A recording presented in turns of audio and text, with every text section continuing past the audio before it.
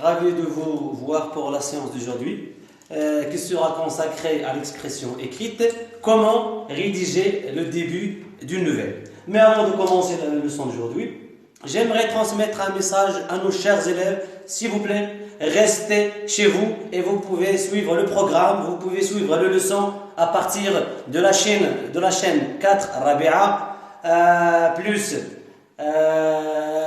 tis.ma, la page Facebook plus les groupes WhatsApp créés par les élèves, créés par les professeurs de notre collège. La leçon d'aujourd'hui, comme je viens de dire, c'est comment rédiger le début d'une nouvelle. Comment rédiger le début d'une nouvelle. On doit savoir que le début de la nouvelle se constitue de deux étapes. Étape 1 et étape 2. L'étape 1, c'est ce qu'on appelle la situation stable. Et l'étape 2, c'est ce qu'on appelle l'événement inattendu.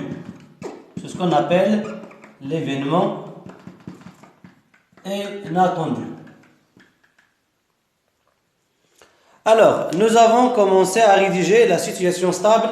Il faut d'abord connaître les étapes et les caractéristiques de chaque étape. Pour la situation stable, alors on trouve le lieu, le temps, les personnages, ou bien le personnage, selon le début de mon récit, et l'imparfait, l'emploi de l'imparfait. Voici les caractéristiques de la situation stable. On passe maintenant à l'étape numéro 2, pour l'événement inattendu. Alors, elle commence toujours par un indicateur de temps,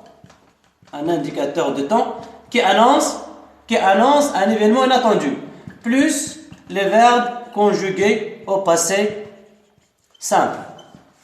D'accord? Je répète. Alors, le début d'une nouvelle se constitue ou bien se compose de deux étapes, étape 1 et étape 2. Étape 1, c'est ce qu'on appelle la situation stable.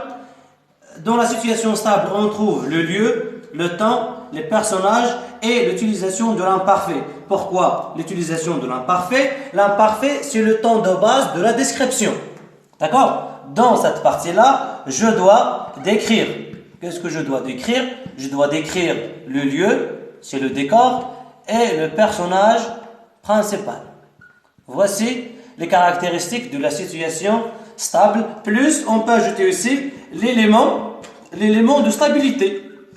L'élément de stabilité qui montre et qui indique qu'on est vraiment dans la situation stable. C'est la stabilité et l'équilibre. Après avoir fini la situation stable, je passe à l'événement. Je dois insérer, je dois inculquer, je dois ajouter un événement inattendu. Pourquoi il est inattendu?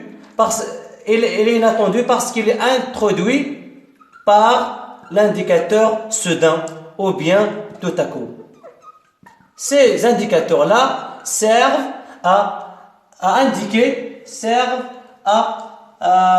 introduire l'événement inattendu qui va bouleverser, qui va modifier et changer la situation stable.